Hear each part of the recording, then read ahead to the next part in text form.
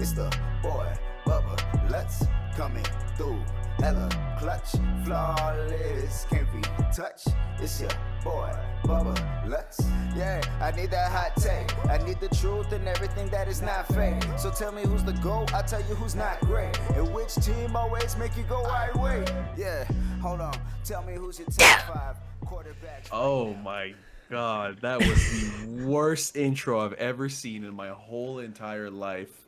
With that said, welcome to episode 273 of the Bubble Let's Sports Podcast. I am your host, Bubble Let's, and joined by Kevin. Hey, what's up, man? How are you? You seem a little flustered after that yell you just did. Yeah. Oh my God. I was just going crazy at work with just some random memes, sayings. Listen, I'm good on the TikTok, right? I keep up with the Tik. Yeah, I think a majority of the population keeps up with the TikTok. The trend of city boys. Oh, I love that trend so much. Absolutely tremendous. Not because of whatever people do. Like there was one today where a girl went up to a guy at a gym and she's like, "Hey, I think you're really cute. Can I get your Snapchat?" I saw that and he's one. like, "Fuck no." And then it just I saw that starts, and I know exactly one by one what video is gonna come out. But I know a parking lot, a car lot, whatever. Just city boys.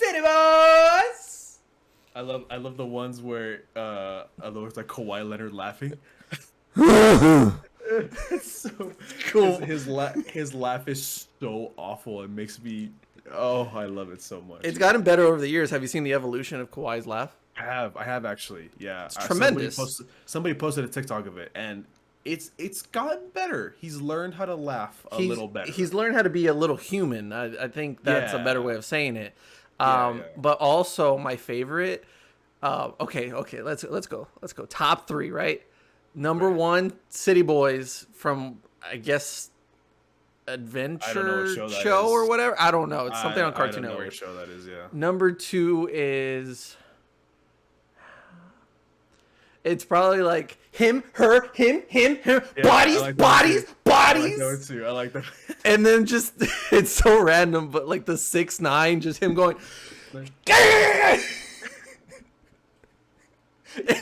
It's so stupid. Yeah. No. For me, my favorite part of those is one of my favorite artists in the industry, King of Toxicity, King of City Boys, Future himself. Sensational. I love the one where it's like, it's a dangerous world out there. I love that one. I love that one so much. I just been literally just got out of the shower right before we did this, and I just looked in the mirror and I was like, "Boy, if you don't stop!" The Drake one. The Drake's good. Drake one's good. Oh. Why did we bring up TikTok? Dude, look, man, TikTok's it's a part of everyone's life, so I don't blame you. It's a daily occurrence. Okay, well, while we're on the topic of TikTok, I've been doing a daily Weddle on TikTok. You have? Are we about to bust one right now? Please don't ever say that again, sir. I needed a moment after that one. I'm glad you needed a moment. Let's hit it. Hit me with it. Listen, easy mode, just it's just easy. It's like waking up. It just naturally so okay. It's just okay, number 14. Boom. Like Cortland Sutton yesterday, I was like Cortland Sutton, and it was okay, yeah. But hard mode, I've been struggling on hard mode. Bro, you got Cortland Sutton second try. That was pretty easy. If it's not 2 or 3, I consider that a loss for easy mode. Yeah, it's that easy, really. Okay, sir. Well, since it's your honorary, it's Weddle Wednesday. If you like, it is Weddle Wednesday. There you go. Yeah. So, who's your first guess? Listen, just want to help you out a little bit here. Since it was a wide receiver yesterday, I wouldn't go a wide receiver this time. I usually go quarterback or running back. Javonte Williams. Okay. There you go. Okay. Good guess. It is AFC, not the West. Oh, okay. He is a running back. He is 5'10". He's 23, 24. So we're talking a second, third year guy. A shorter running back. In the AFC. Clyde Edwards-Helaire. Oh no, you not said AFC not West. You said not the AFC West. That's right. A shorter running back. That's interesting. I'm gonna be honest. I think I know exactly who it is. Really? You got it right away. I think. Okay. I'm like trying to go through the running backs in the AFC, and Najee Harris is pretty tall, right? I think Najee is 6 foot. He's 6 foot, right? Okay. I'm going through. It's obviously not monster Derrick Henry. Jesus Christ, 6'6", 250. Damn. Okay, you know what? If you feel a certain way, go for it. I want to see who it is. Like I said. Oh my God, you're insane. Who was it? Oh, I haven't guessed yet. I just in my heart I know. Okay. That it's. I'm just making sure. Okay. Jacksonville Jaguars running back James Robinson. It is not. Wait, what the fuck? No, James Robinson is not. Well, first of all, sir, it is Jacksonville. It is their running back. James is 5'9", and he is 23, which is the guy that we're looking for. So the only other option is Travis Etienne? Yeah. Wow. Okay. I thought for sure James Robinson was way taller. No, not at all. Really? He's a very agile, small guy. Have I not paid attention to Jacksonville football like the rest of the world? Are you a casual fan? Yeah, apparently. Apparently. And so am I, because I thought it was James Robinson. It was Travis Etienne. Wow, not bad. That's how they got you. He wears number 1. He does wear number 1, even though he should not be number 1. He should have not been drafted to the Jaguars in the first place. But just saying. Well, hold on now. He would be a number 1 back anywhere else. And, well, probably most likely he will be in Jacksonville because he is the better running back. But let's not count out James Robinson, okay? No, like, James Robinson is great. Let's be respectful here, all right? Relax. Absolutely. Chill. I like running backs with number 1. I like that a lot. Like, running backs with single digits is kind of clean, huh? Kind of clean. Yeah. I know Jalen Ramsey's taking the whole 5 thing, right? But like, number 5 running back, that's kind of clean. So clean. 9, 9's kind of clean. Number 1 holds the greatest player of all time and current best player in the league, Cedric Wilson. Is he keeping the 1 in Miami? I hope so. The 1 in Miami. I hope so, because the 1 on the Cowboys was definitely clean. Clean, very clean. We need to go back and see how many times we've referenced Cedric Wilson in each of these episodes, because I think we're on a streak here of just mentioning at least one Cedric Wilson. I love that man, and it pains me that he is no longer a Cowboy. Boy, if you don't stop. Oh my God. Hard mode. God bless, man. It's a great feeling every single time. Maybe it's just like the nerd in me when it comes to football, but just to see a number, just to see a height, a age, and a position, and be like, it's that guy. Yeah, right? That feels great, because it's like, I feel the exact same way. I'm an idiot, right? Yeah. When it comes to certain things. I work for a car dealership. I don't know what an engine is, right? But if you need me to know Cortland Sutton's number, his height, and where he went to college, I drop that shit like I'm Dr. Dre in the studio. Easy. That's light. No writing down. I'm the Jay-Z of Weddle. It's light. We're good. Hit me with the hard, though. Okay. Whoa. I'm not gonna lie to you. For a second, I thought we weren't recording. Oh, you freaked me out, dude. Like, I had a moment of like, oh my God, my life is over. I would have been very upset at you. Boy, if you don't stop.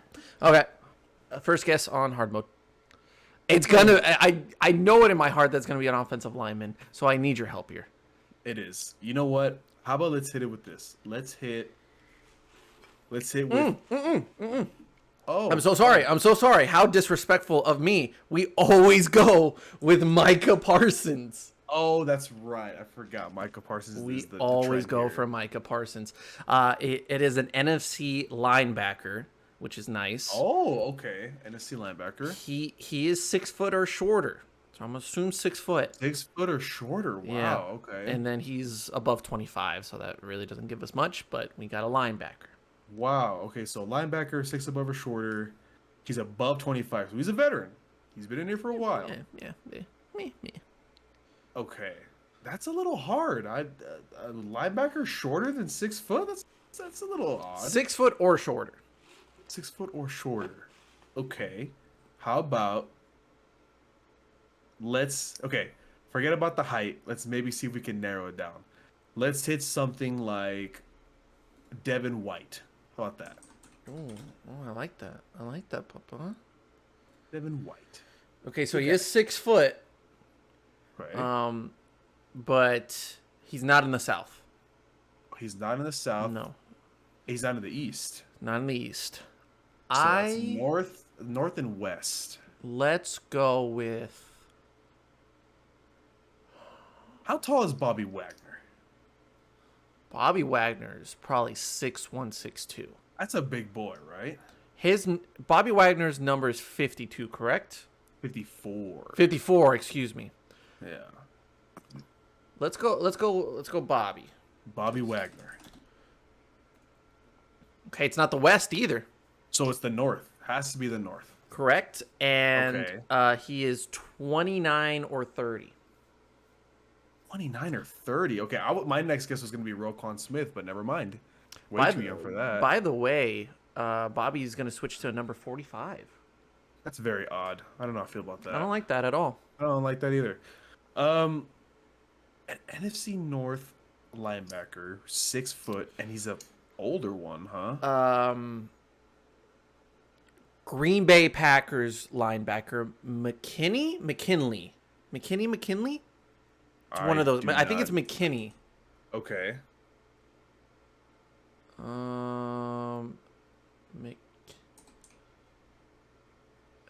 No, it's what is it?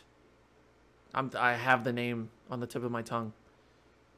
Oh no, never mind. He's not in the NFC anymore. I forgot about that. We can go with Preston Smith. Preston Smith. That's a good one. Okay, it's not Green Bay. It's not Green Bay, so it's either Chicago, Detroit, Preston Smith, 6'5", the ginormous man. Jesus. Let's see. A veteran. What about? Wait, How tall? Roquan's not. No, not Roquan. Former Cowboy. Defense, or you know who I'm thinking about. Oh, yes, I do. I know exactly who you're talking about, and I cannot remember his name. Robert Quinn. Robert Quinn. Thank you. Thank you. Oh my God, can you spell Bubba? It's not Chicago either. It's not Chicago. Okay, No, I was gonna or Minnesota. I was gonna say how. I know he's been in the league for a while. I don't know how tall he is though. But what about Anthony Barr? I like the way you think. That's Vikings right there. Barr. The hell? He's a free agent apparently. Anthony Barr's a free agent? Yes, because he's Wow. not on here. Who's the other UCLA linebacker on Minnesota? Dude. Anthony Barr. Eric Kendricks? Kendricks, yes. Is that his name? Eric Kendricks? I think so. Let's go! Eric Kendricks, there you go. Wow. Very nice. Oh, that's a good one. That was good. That was a good one. That was like our fifth guess, no? It was our close. sixth. So that would have been it. That's it. No, on it was easy 10. mode it would have been, but easy on is 10. hard they Okay, give you okay. 10. Okay. But So six out of 10 is not bad. Past halfway. We're good. That was good. No, we went around, but we honed it in. We really did. I'm gonna be honest. Without you, I don't think I would have gotten his name. Eric Kendricks. Wow. Like the long hair, I saw it. Yeah, yeah. In my mind. Instantly, right away. Yeah. Wow, sir. Very well done. Oh, thank you, man. I appreciate it. Quality Appreciate it. TikTok content coming your way very soon. Quality. My goodness. Okay, not so quality Oh, is the Here we Deshaun go. Watson case. Who we're just gonna briefly talk about this because 20 out of the 24 cases have now been settled. Think about that statement right there. Not one, not two, not even 5, 20. Think about that. He's basically almost out of it. 20. Yeah. 20 in one go, just like that. That's a little odd, if you ask me. Well, let me just tell you this: that signing bonus that he got from the Cleveland Browns, I guarantee you, half of that's gone. At least half of that. Absolutely, there's no way. I mean, he probably already had enough in the bank from endorsements and his time with Houston, but just what was it? I think 60 mil. Actually, no. I'm just thinking of like a random number now. But you got to think that that's probably around the number that he had to pay. Oh, absolutely. He for sure has gotten rid of at least 20 mil, 30 mil with these settlements, right? So he signed the 5-year, $230 million contract with fully guaranteed, and he had a signing bonus of $44.9 million. Oh, that's gone. That is gone. I know for an absolute fact that is gone. Look, this is all just speculation, okay? Yeah. Don't come and sue me, all right? But you got to think, if you're the Cleveland Browns, like, hey, Deshaun, if you need an advance on some of this money, we'll make it happen.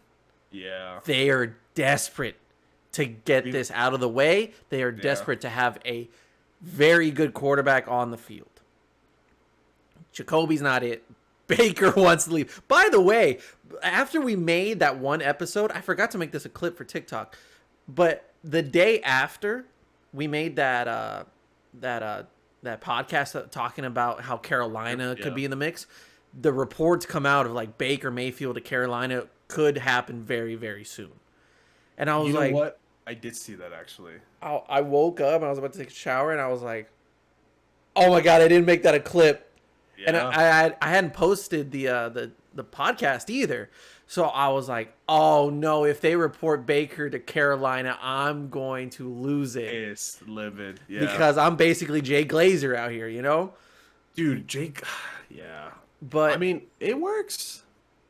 I mean, maybe at this point, I don't think Baker's going to be on the field as a Cleveland Brown anymore. No, I mean, now with this happening, like, look, here's the thing, right? So obviously, the whole, like, it's all speculation, right? Like, there's literally no reports, there's no factual evidence, but like 44 million, that has to be gone, right? Like, there's no way, and I mean, for a case this big, this high profile, I'm highly sure each settlement was around $1 million, right? Come on. Oh, I think more. Oh, or way more. Right? Or even more, right? No, listen, okay. Each settlement has to be around there or more, right? That 44 million's gone. I'm thinking like 6 mil, 7 mil for each of these. I mean, I'm not gonna judge these women at all who went out of their way to find legal help and to pursue this, right? And whatever their decision is, whether or not they want to go on with this, charge him, look into an investigation, or just get their money, because I guarantee you that like some of these women just want to get it over with, they have dealt with the criticism, the patronizing, like their name is out there. So, and their story's out there. So if they want to look at that check of $1 million, $5 million, $10 million, whatever the case may be, if they look at that number and say, you know what, with that changes my life for the better. I don't have to deal with this anymore. He's a bad man, but overall, I'm not gonna win this. Like there is nothing that can really happen, in all honesty, with Deshaun Watson for him to just absolutely disappear from the face of the earth. You know, like people do terrible things, and yet somehow they still have a following. They still somehow have a fan base. Deshaun Watson is a fantastic football player. Yeah. He's an amazing quarterback. One of the best we've seen in our generation, in all honesty. He's a terrible person. And what he's done is very terrible. It's horrific what he's done. Does that mean that he will be shunned by the NFL? No, because guess what? He makes them money. Yeah. Roger Goodell and the NFL want this to keep going the way it's going, so that way he can be on the field. Of course Cleveland wants him on the field. Yeah. But it's like the NFL wants to make the most money. And to make the most money is to have Cleveland have Deshaun Watson as their quarterback on Sundays. Because it will not only get ratings because Cleveland will probably win a lot of games, but it will also gain a lot of attraction and I guess a lot of good publicity still, because people are going to watch wanting to not cheer for him. Yeah. They want to see him lose because of the stuff he's done. You know the saying, unfortunately, there is no bad publicity. There isn't. No, because you could get sued 24 times and you're still going to get $230 million. Yeah. It does not matter. Yeah. Like, Greg Hardy is a great example, an infamous example of that. You can have as many chances as you want because you're athletic and people want to watch you. Yeah. That man was criminalized for domestic violence. Somehow gets a contract to play for the Dallas Cowboys. Plays with them. Gains attraction, attention. If that doesn't work out, Dana White calls him up, says, hey, come fight in the UFC. We're talking about a man that abused a woman, and you want to monetize his hands. Yeah. That man knocked out 6 or 7 guys. Earned a top contender spot in the UFC. Was bonuses after bonuses, right? He was getting celebrity status. He was becoming one of the best heavyweights in the division. All because of something that he was once penalized for. That didn't work out. He got knocked out by Derek Lewis. Good. And they let him go. Even after all the criticism that they gave Dana White, rightfully so. The man signs with Bare Knuckle Boxing Bare Knuckle FC just a few days ago. So now he's getting even more money for not even wearing gloves and punching people. Yeah. Yeah. This is how it works. It doesn't matter what you do. If you're athletic, if you're talented, there's still going to be a platform for you. And that's the sad truth. So good on these women for getting their money, getting what they wanted out of this. And hopefully they do. They get what they wanted out of this, because that's what's important here. That's what all the lawsuits are about. It's not about getting Deshaun Watson like canceled or whatever. It's about making it right with these women who have been embarrassed. I guess, what's the right word? Made uncomfortable. Like, they just been put in a situation to where it's very unnecessary. Yeah. If they feel happy with that money, good. For the 4 women that have not settled, whatever they do, cool. Do I want to see Deshaun Watson on the field on Sundays? Absolutely not. I think at the end of the day, even with all this happening, with the decisions, with the settlements, all that, I feel like this is not even halfway over. Right, because look, here's the thing, right? I think everybody knows that at the end of the day that settlements are not forever, right?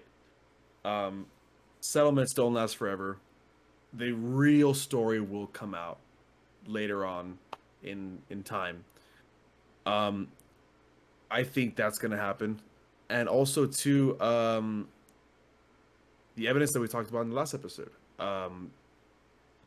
What were the Texans doing? What were the Texans doing supplying him with so many hotel rooms? And what man in this world needs 66 masseuses? Exactly. Really? Like, let's think about that, right? Look, at the end of the day, we weren't there. We don't know, right? Innocent until proven guilty. If these women want their settlements, like you were saying, if it changes their life, okay. They want to drop it at that. It is what it is.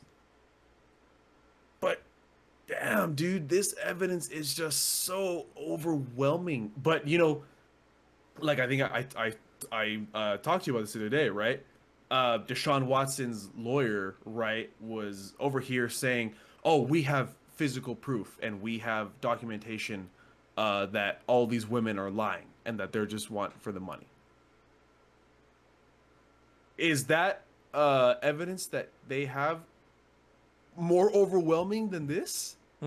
Than 66 different masseuses, than the Houston Texans, basically giving Deshaun the rooms, if like all the connections as far as each incident, like they all tie in together. It happens every single time. Exactly. And then the whole thing too about there's one specific one where apparently like the owner of the company or the LLC, whatever you want to say about whatever you want to talk about it, that he would accept money from Deshaun apparently to like get these girls. Like, dude, that evidence has to be the most solid, like concrete you've ever had, because this just doesn't make sense, dude. No, it doesn't. It doesn't at all. I was talking to one of my coworkers, and I was just explaining to him, like, look, it's not as simple as just like, as vanilla or as cookie cutter as it can be. The way that I look at it is that everyone's different. Everyone has their own little private life. Deshaun Watson is a handsome man. Handsome, good smile. Like he's been built as like this really prestigious guy, leader. Goes to Clemson, wins a title there, does it in an extraordinary fashion, goes into the league, tries to help this, up and coming Houston Texans team that might have a little chip on their shoulder because they're the laughingstock of the NFL. They have a terrible head coach, but Deshaun might actually take them somewhere, like he's the young buck that's trying to prove himself in the league, and he's doing it. Like, the man gets a cleat in the eye and it looks awesome. He leads them to a playoff win. Like, cool. Like, Deshaun's like a poster boy. Yeah. It's great. Like, everything about him is fantastic. I mean, for a while it was him or Patrick for the face of the NFL. Exactly, right? And it's like, when it comes to his romantic life, his relationships, whatever the case may be, I don't think it's a problem for him to find someone that may have the same type of I guess vision as him when it comes to things in the bedroom. You get what I'm saying? It's like, the way that you went about it is wrong, right? We heckled Odell Beckham Jr. for the things that he likes, right? In the bedroom. The rumor. The rumor, right? Yeah. Get a lot of hazing about that. But, like, after a couple weeks, it was like, all right, it's kind of just in the background, we'll get past it. And the whole idea of it is just like, he likes what he likes. That's his thing. If he does, it's just a rumor. Yeah. Because, there was a lot of stuff, too, about the credibility of, like, it's odd. But anyway, continue. But what I'm trying to say is that if he would approach a woman, maybe a masseuse, maybe not, And he would just come out and say, look, this is the things that I like. And if you're interested in it, if you're, willing, like, just get consent, basically. Yeah. I'm telling you, man, I don't think a lot of girls, like, there would be a lot of girls that say yes. If you were just upfront about it. If you're just like, this is what I like. If you don't like it, cool. If you tell a masseuse that, most of the professional ones, very professional ones, which were a lot of the early ones, according to the evidence, allegedly, they're going to say no, right? But if we're just talking about a random girl that he met on Instagram, I guarantee you he's getting girls left and right trying to, approach him, talk to him, and probably romantically be with him. What's to say that some of those girls would be like, no, yeah, I would want to do that. And he'd be like, cool. Then I get my thing out of it, but I did it the right way. It's a hard thing to talk about, right? Because it's so sensitive. But that's my logic to it, is that he didn't have to go through all of this, through the Houston Texans, through the organizations, the higher ups, and the endless amounts of like rooms, like hotels, like flying them out, doing all of this just to get like pleasure out of a weird kink that you like allegedly. Yeah. You went through all of this 67 times. Might I add that at the time when all this was coming out, he was dating an absolutely stunning woman. She I believe is still an Instagram model. Really? Like, what was up with that? Like, why did you have the need to apparently do what you did when you have a stunning girlfriend at home? Yeah. Like, really? Like, it's whatever. You can live the Playboy life, but this is where you got to hold accountability. Yourself accountable. It's not just paying them out. So this is where we tie it back into the NFL. The NFL has not done anything. I can bet money that the NFL has not done anything in this investigation to further its suspension on Deshaun Watson. I highly doubt they've even talked to the Texans yet about anything. Absolutely not. Think about Dan Snyder. Think about the process that has been with the Washington Commanders. The fact that that man is still in charge. The fact that that man is still associated with the NFL in some way boggles my mind. Yeah. Right? And then the way that they've handled the John Gruden thing. John Gruden's coming back. John Gruden is going to put up a fight because he does have a case. They were investigating someone else, and they happened to find one email out of 600,000, and they said we're gonna focus on this one. What about the other 599,999 emails that definitely have something to them? I guarantee you there's something to them. But we're gonna focus on this one. I guarantee you that John Gruden's not the only guy saying these things in the NFL. Yeah, it was a different time. I understand. And we live in a culture to where it's like, even if you said it in 2001, doesn't matter. You said it. Second chances are deserved. But if you're Deshaun Watson, if you're Roger Goodell looking at the Deshaun Watson incident, and you're saying this man is going to be playing football in week 1, you're out of your goddamn line. It doesn't matter if they settled 20 out of the 24. It's not going to matter if they settled 24 of them. If you look at that evidence and you say we have probable cause to not allow this man to play football, then we're going to do it. Because if you're going to punish Ezekiel Elliott for doing really nothing according to the court, according to the police, and you're going to give him 6 games for that, he didn't get sued 24 times. Tom Brady didn't get sued 24 times.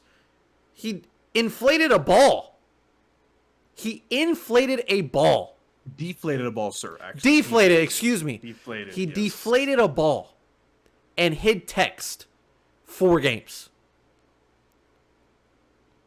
Yeah. Deshaun Watson And this is the problem. He's gonna play. He is gonna play. He will be suited up week 1. He will. He will. That's horrible. Yeah. That's a bad look on an already bad offseason for the NFL. Yeah. You know, we were talking about this earlier about at one point it was like Deshaun, Lamar, and Patrick that were battling out for like the face of the NFL, right? Deshaun for sure is going to be the face of the NFL now. Just not in the right way. Yeah. Not in the right publicity. I mean, look, man, there's a lot of things about the legal system that obviously we don't know about, right? It is what it is. But the thing about this is, I think the problem that's always been a part of the NFL, right, is while there have been many cases, that have led to an appropriate sentencing, that have involved NFL players, obviously, but there are a lot that haven't. And I feel like this is one of those cases where the separation of what the legal court in the United States and what the NFL court per se deems. I think this is just way too much. This is way too serious, way too sensitive for the NFL to just say, "Nah, we're good on this one," but then hit what they've been doing in other court proceedings. Right? It's very sensitive. It's very off-putting. Honestly, it's just. But at the end of the day, right? Like, what are you gonna do? Mm-hmm. What are you gonna do?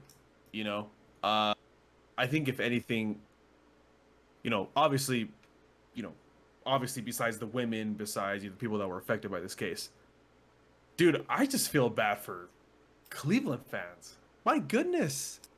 It's just been one shit show after another every single damn season for these Browns.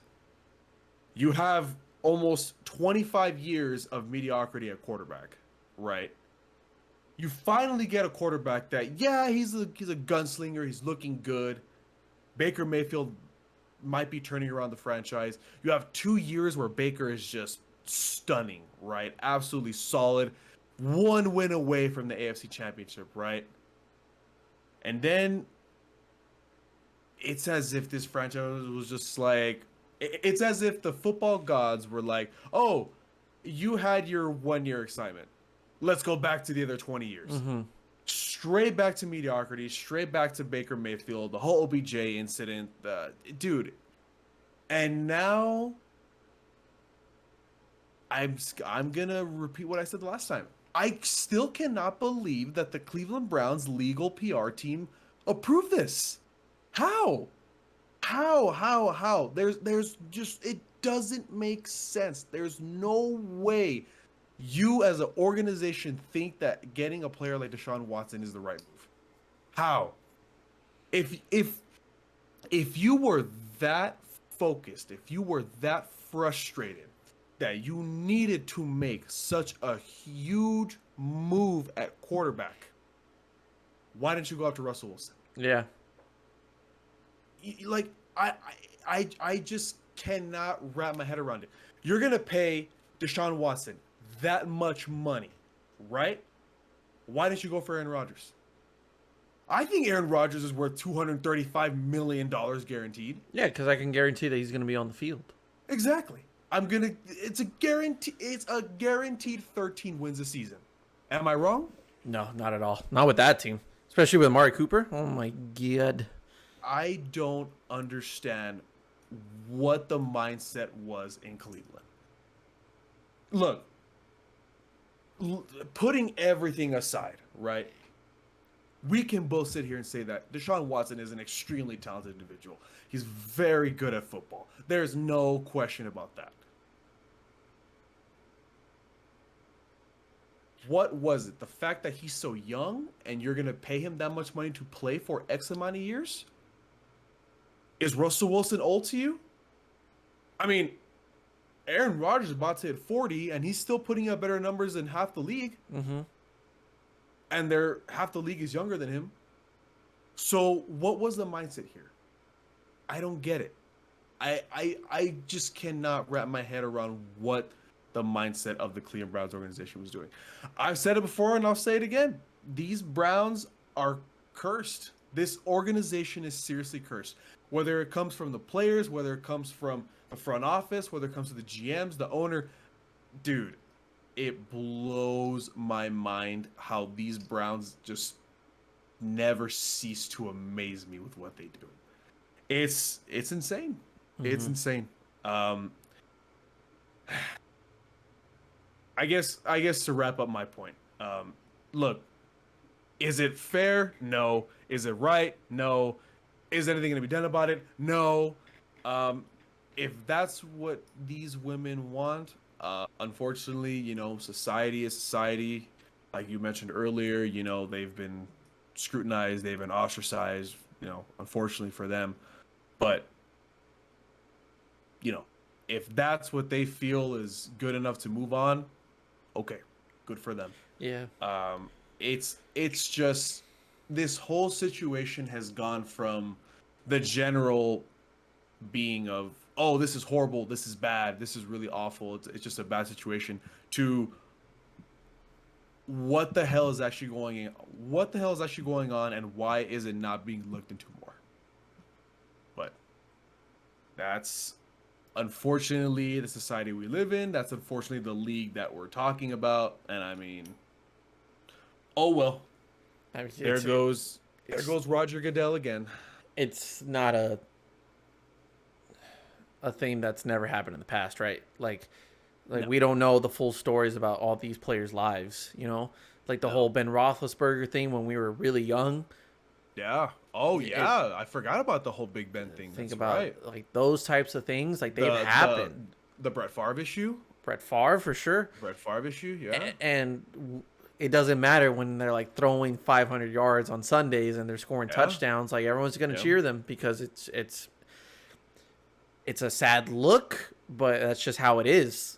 Like we're just gonna continue on and pretend that like nothing happened. So, I mean, it's gonna be uncomfortable watching Cleveland Browns games if he's the quarterback. If he's absolutely slinging it, if he's absolutely slinging it down the field, and he has these Browns at 13-4 at the end of the season somehow. Wow, that's you'll never lose the respect as a player. That's going to be rough to watch. I admire you as a player, but as a person and a human being, do not want any part of that. Deshaun Watson's whole career, up until the point that he retires, is always going to be but. Right? Mm-hmm. Deshaun Watson does X, but this. Oh, well, you can't put that guy in the Hall of Fame. No, there's no way. But then you get into the conversation. It's like there's probably guys in the Hall of Fame that have done some really bad stuff. Yeah. We never know the full story, right? Like the Ray Lewis, like one of the greatest linebackers of all time, probably the best linebacker of all time. That whole thing in like the late 90s, early 2000s. I mean, it was controversy, right? It's controversy. Apparently there was proof that they acquitted him because, the proof was substantial enough to prove that he didn't do it. But still, it's also like, God damn, like to be even involved in a situation like that, like that's rough, mm-hmm. I don't know, man. I think the only thing about the situation is just, as cliche as it sounds, time will tell. Time will tell. Look. At the end of the day, I don't want to be that person, right? But who knows? Literally, what if somehow 15 years down the line something comes out that Deshaun really was innocent, right? I highly doubt it. Highly doubt it, right? This evidence is insane to overlook. But for some whatever reason, in a multiversal world, Deshaun Watson is innocent, right? Does that still 100%, like bring him into fruition of, oh, he's fine? No, dude, because goddamn, like, I don't think there's ever been a case this big in the NFL. Am I wrong? Or am I forgetting one? To this level, Because this is bad is not even the word. Horrific is not even the word. This is insane. I don't think I've ever seen a case like this ever in the NFL with a player. You could put this up here. Let's just say it gets to past like 30 lawsuits, right? Like lawsuits continue. Yeah, like they keep coming out. Like the only thing they could really compare to that is like the CTE stories. You know, these old NFL players retired and like they start to have like really bad like dementia, anger issues, suicide. Like that's really the only level that I could think of that would compare to this because of how many there could possibly be. Yeah. And for it to be one guy, that in itself is very impactful. That this is not a team. This is not the Houston.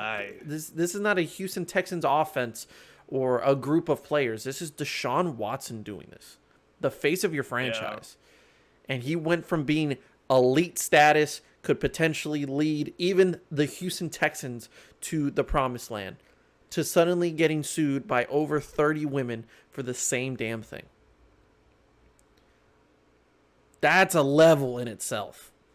You don't get above that unless it's very serious. Enjoy your new quarterback, Cleveland. For now. As long as you have him. Listen, as long as you have a great offensive coordinator, things will be fine in Cleveland. Kevin Stefanski is a great offensive play caller. I think a good head coach. For sure. But he's no Kellen Moore. Because according to Eric Eager of the Puff Pro Football Focus. I like Puff. I like Puff a lot. Not so much anymore. He considers the best offensive play callers in the NFL. Let's read them off. Top 6, right? Mm-hmm. Number 6, Matt LaFleur.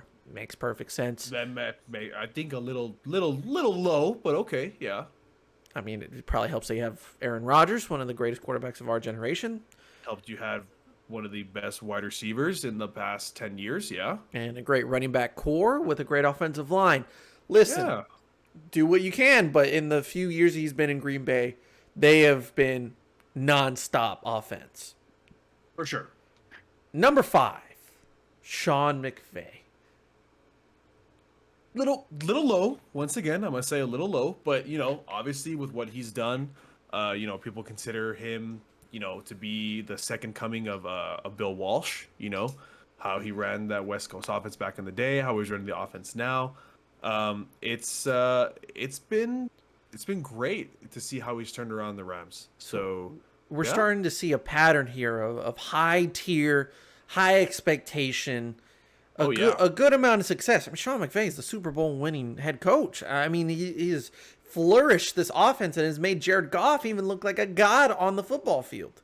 Two-time Super Bowl, appearance, one Super Bowl win. I mean, obviously Matt LaFleur, like 4 straight NFC championships, can't get past it, but at least he gets there. At least he gets there.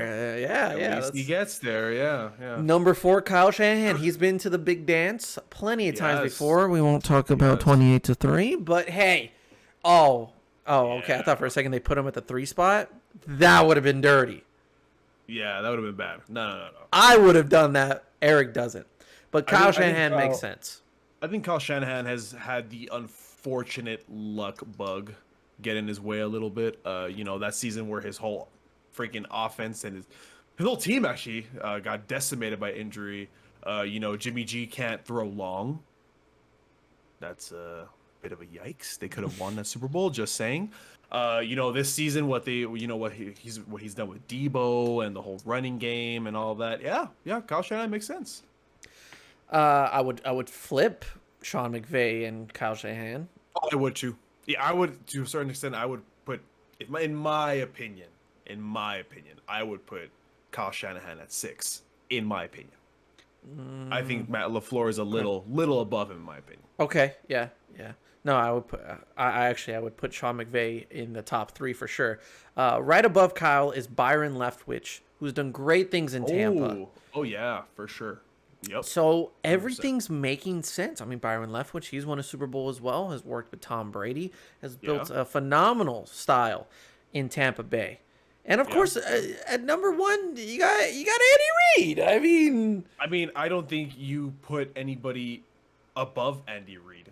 Even, Andy Reid has literally done the same great things with almost two completely different offenses with two different quarterbacks. I agree. I put him number one. So many great years with Philadelphia. For sure. Donovan McNabb, Michael Vick. Love what he has done. Even Kevin Kolb. Dude, even the Kevin Kolb years. He literally went to Kansas City and did the same exact thing with veteran Alex Smith, and now he has probably one of the greatest quarterbacks we've ever seen in our life. Not Patrick Mahomes. So he's done it with different players on different teams on different offenses, and it works. So exactly. Yeah, I would agree. So it only makes sense to put at number 2 Kellen Moore. Right? Okay. Let's look at his resume. Okay, hold on. Oh, you know what? Let's look at the resume and then I'll say what I'm about to say. That's his resume. So Kellen Moore has been our offensive coordinator for 3 seasons now? 3 or 2? God, it feels like forever. Dude, when does Scott Linehan to Kellen Moore even happen? I don't know. I think it's been 3 years already, right? Now, here's what I'll say. By any chance, does that list categorize the stats by week 1 through 7? Oh, it might be in the fine print. Because the first half of the season, I completely agree, right? Like, Cowboys are unstoppable in the first half of the season, going 6-1, 7-1, 5-2, whatever, right? Oh my, that's it. This is the year. This is the year, right? He makes it work with Cooper Rush. Oh, absolutely. On Halloween night. Absolutely. I 100% agree that Kellen Moore is the number 2, what was the category again? I'm sorry. Best offensive play callers in the NFL. Best offensive play caller. Yes, absolutely, 100%. But I don't think that's what the category is, right? I think we're talking about in general, like the whole season, like how it should be. Mm-hmm. Eric canceled his NFL Game Pass like right around week 8. Who is this, Eric Eager? Yeah. Look, Eric Eager, I have no idea who you are. I'm sure you're a phenomenal person, maybe. I'm sure you're in a respected position to be making lists for Puff. But you kind of dropped the ball on this one, not gonna lie. Much like Kellen Moore did in the second half of the season. I don't think Kellen Moore is even in the top 10. God, no. No. Would we say... Dude, it's because... No, he's bottom 15. Dude, I'm calling 15, right? I called for his job. How can you put a guy in top 5 when I'm calling for his head and saying, give it to Mike? Give the play calling to Mike? Here's the thing, right? So, like, he's been our OC for the last 3 seasons, right? First season, obviously, was really good. Same situation, good season. And then, obviously last season, really good. And then Dak goes down. That's a hamper, right? This season, same thing. Look, you have no authority, no position, no, validity to say anything when your offense goes from number 1 to like literally 10, 15 in only half of a season. I don't understand, and maybe my cowboy anger is coming out with this segment, right? But I don't understand how we're running triple reverses. We're hitting, deep balls. Dak is throwing for 400 yards a game because every single pass play is like 25, 30 yards down the field.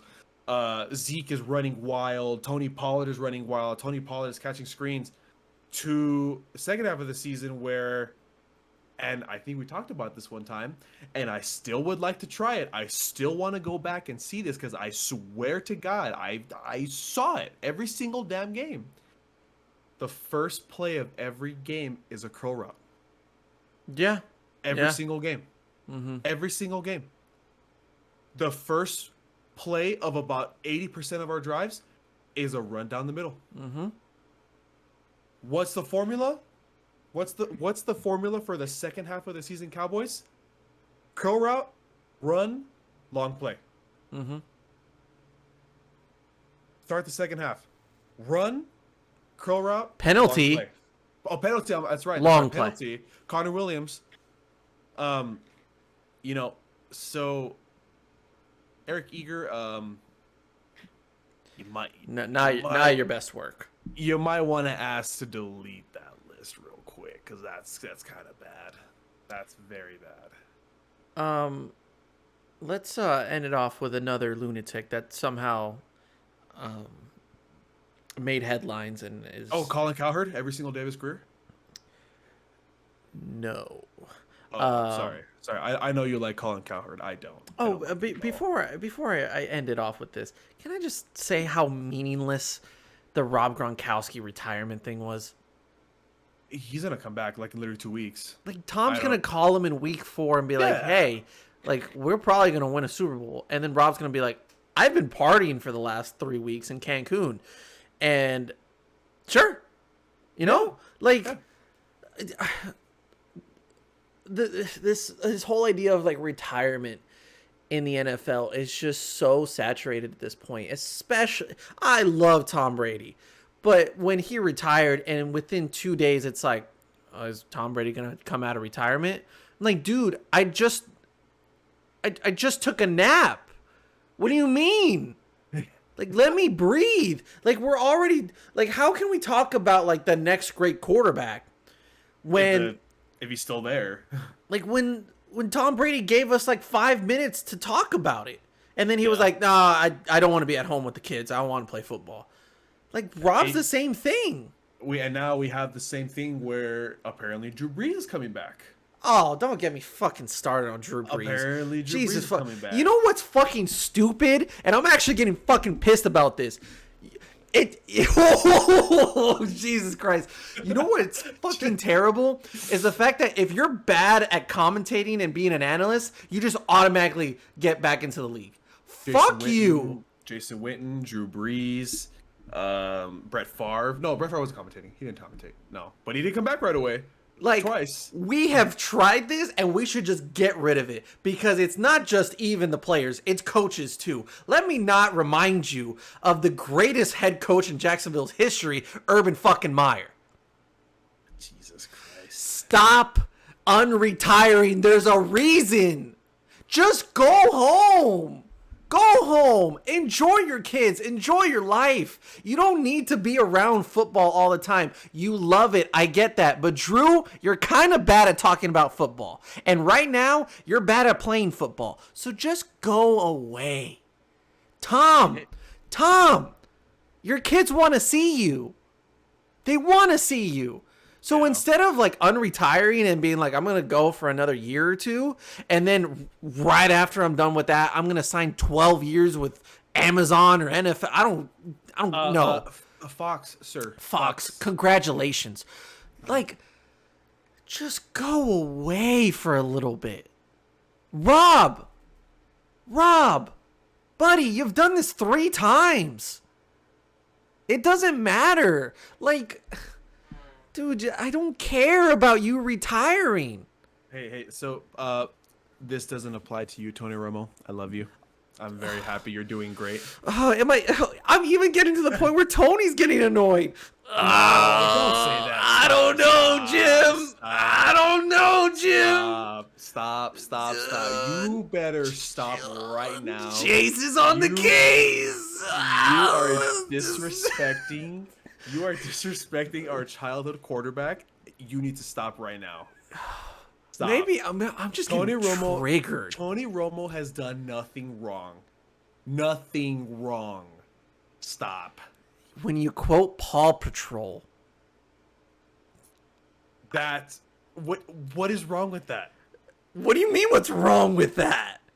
Jamar Chase is going off 200 plus yards. He gets another touchdown. You think the first thing I want to hear is, "Oh, Jim Chase is on the case." Okay, so you would rather. Okay, so you don't want that, right? You think that's annoying, but you would rather hear Joe Buck for 3 hours at the 20, 30, 40, How 50. dare you?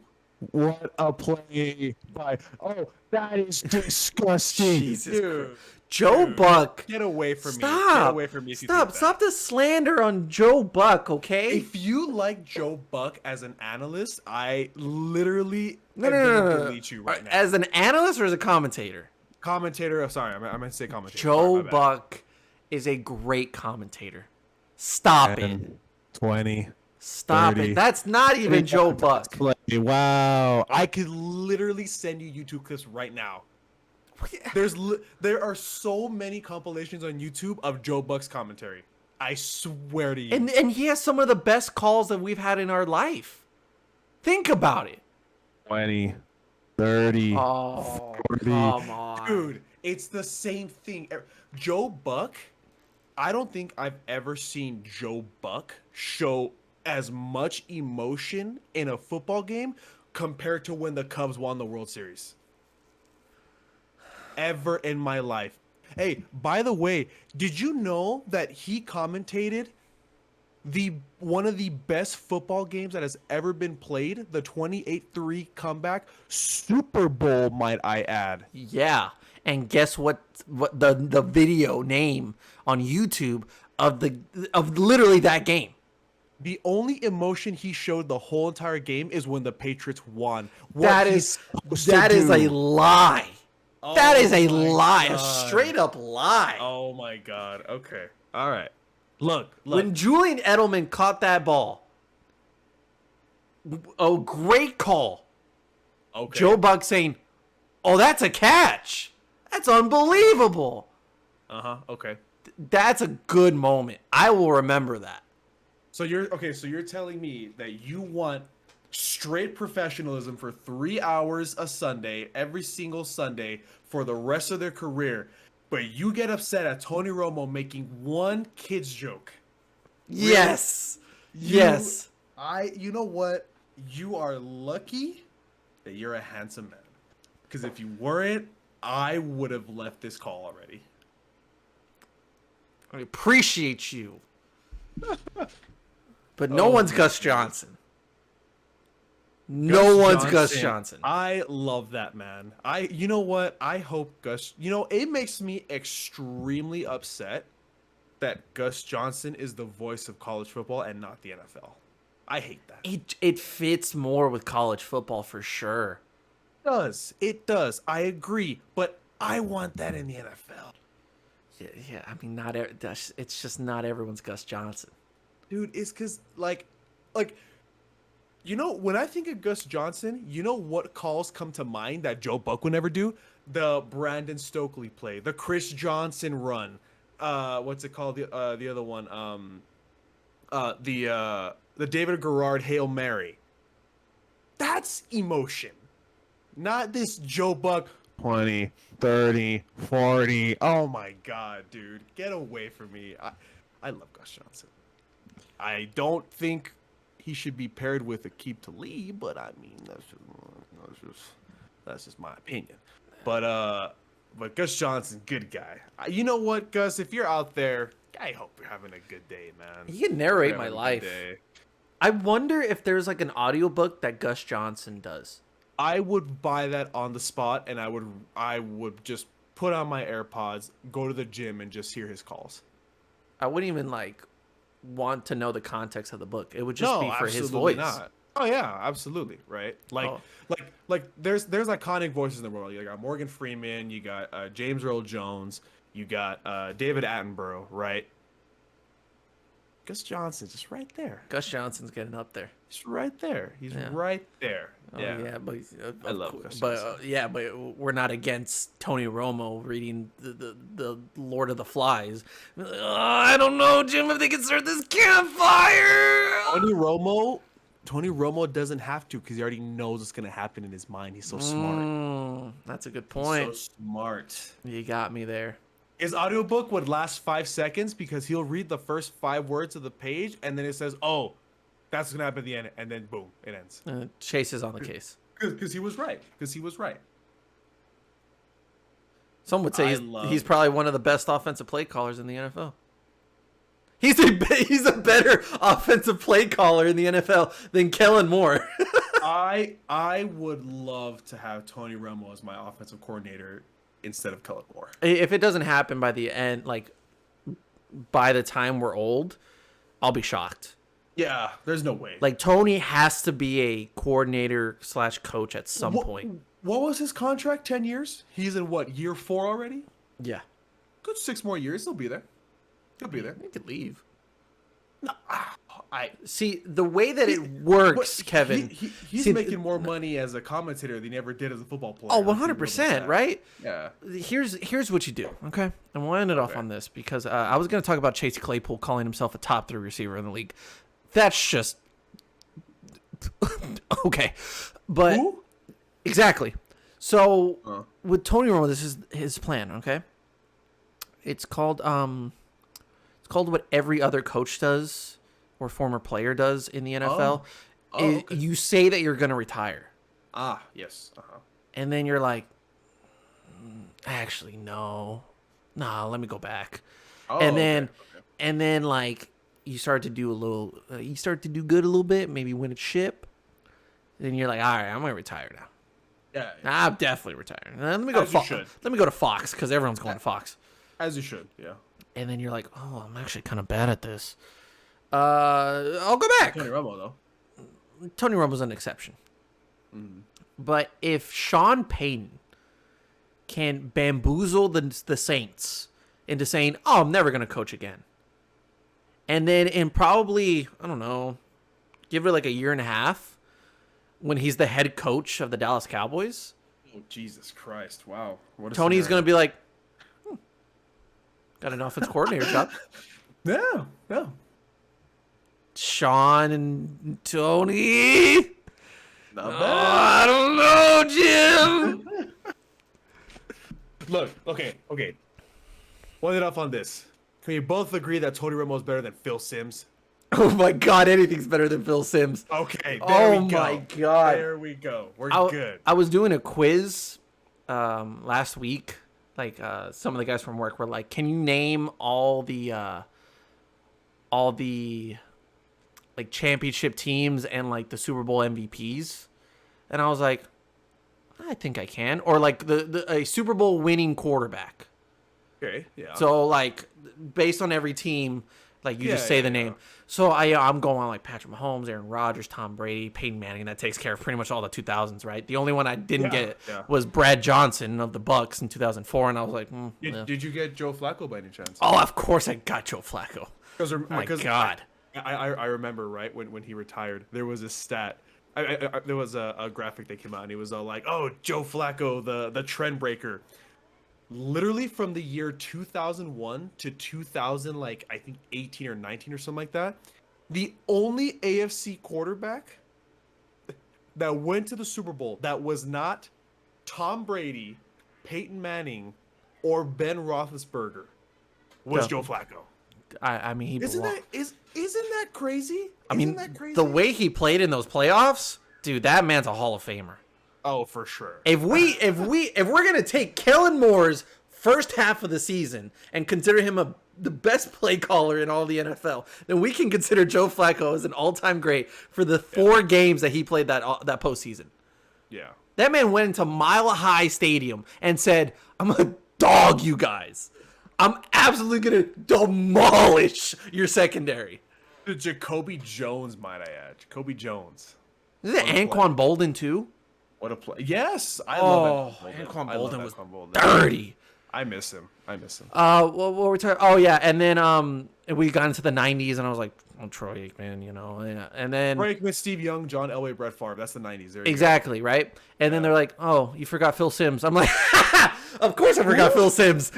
Who remembers Christ. Phil Simms?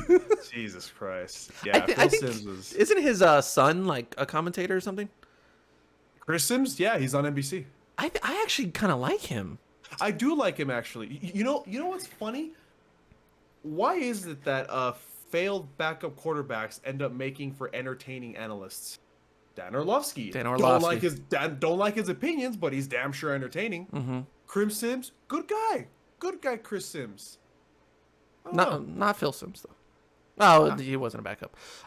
Who's gonna be the next one? Ryan Fitzpatrick's gonna be the next one. Oh, Ryan. Any network that Ryan Fitzpatrick goes to is gonna be my favorite network.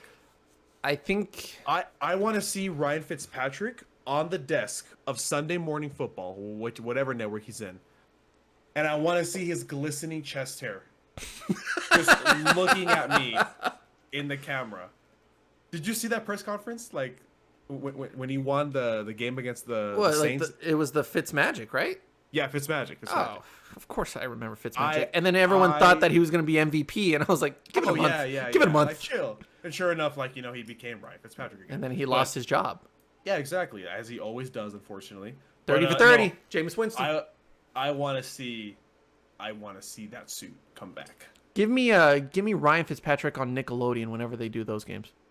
Thoughts? Oh, that'd be good. I would like that. Yeah. But even more chest hair. Yeah. So so like the kids get what they want, but I also get what I want. So like everything about the Nickelodeon broadcast is actually really cool. It's actually really, innovative. It's fun. I like it. Can we not have commentary though? Because those horrible commentary. Like absolutely a monstrosity. Just put in Gus Johnson for everything. Anything in your life, put in Gus Johnson. This episode is dedicated to Gus Johnson, by the way. Oh my God, if we get Gus Johnson on the podcast. You know what? I would want Gus Johnson to introduce the episode with him screaming. Oh my God. I would do anything for that. Dude, anything. Imagine he does like my intro. But the way he like calls like. But he calls it his way. Yeah. Oh my God. Oh my God. I could cross off that as like a life goal. There you go. I got to witness Gus Johnson do something personal to us. Oh. That's sick. Dude, I can't feel my body right now. That's how good that felt. Right now, I'm just hearing Gus Johnson's like calls in my head. I'm hearing him call Chris Johnson go 99 yards down the field. I'm hearing him call Brandon Stokely winning the game on that tip pass. You know what? I'm gonna watch Gus Johnson highlights after this is over. Give that man like a Big 10, Big 12 conference matchup during like peak college football season. Goated. Can we please have Gus Johnson? That's why he's the GOAT! Can we please have Gus Johnson call the national championship instead of Kirk Herbstreit? Really? Oh, no. Okay, no, we're ending this. You are not disrespecting Kirby. You are not disrespecting Kirby. No. I'm not saying he's bad. I'm just saying I want to hear him in there. Oh. I want to hear him in there. Contract-wise, you can't do that. Why? Oh, Kirk Herbstreit's a part of Amazon now. I forgot about that. Yeah, it's all ESPN, baby. Al Michaels and Kirk Herbstreit? I don't know about that one. I mean, like, I love Al Michaels. Al Michaels has a special place in my heart. That seems like a little bit of an odd duo, though, don't you think? We're talking about Gus Johnson and Al Michaels? No. Or Kirk Herbstreit. Kirk and Al, because they're the new, like, Amazon duo for Thursday nights now. It's a little odd, don't you think? I understand it, but it's a little odd on paper, though. I don't think it works. I was thinking of a different person. I've completely like forgotten what I was gonna say. Wow. Okay, fine. I'll be fair. Keep Kirk Herbstreit in. All right. Oh, Joe Klatt. That's the guy I was thinking. Yeah. I love Joe Klatt. Keep Kirk Herbstreit in. How about you alternate Joel Klatt with Gus Johnson for the championship every year? How about that?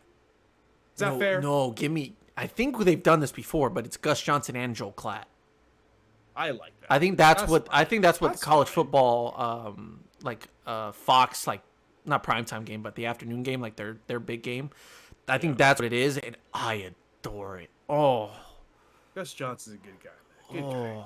I love Gus Johnson. I'm gonna reach out. Wait. Can you? Okay, hold on. One last thing. I know we're dragging this forever. Can you imagine Gus Johnson calling like an esports event, like a COD event, or like a CS:GO event, or like some Rocky League? Oh, dude, that'd be so sick. Oh, Rocket League would be the best one. Best because it's already hype. Okay. You're gonna have the crowd. Imagine the This Is Rocky League call, right? But Gus Johnson. Oh my god. Oh my god, that'd be so sick. You know what? There's programs out there. Someone can do it. Someone can make Gus Johnson say that. That's the next YouTube video on the Bubble Up Sports YouTube. Yeah. All right, that's going to do it for episode 273 of the Bubble Up Sports Podcast. I hope you enjoyed listening and watching. If you're on YouTube, make sure to subscribe. If you're on any one of the audio platforms, make sure to leave a follow and a 5-star review. Kevin, thank you for joining me. Hey, thanks, man. I did well on that. And just continue to support the podcast. Check out my TikTok. Check out anything. And we'll see you next time on the Bubble Up Sports Podcast.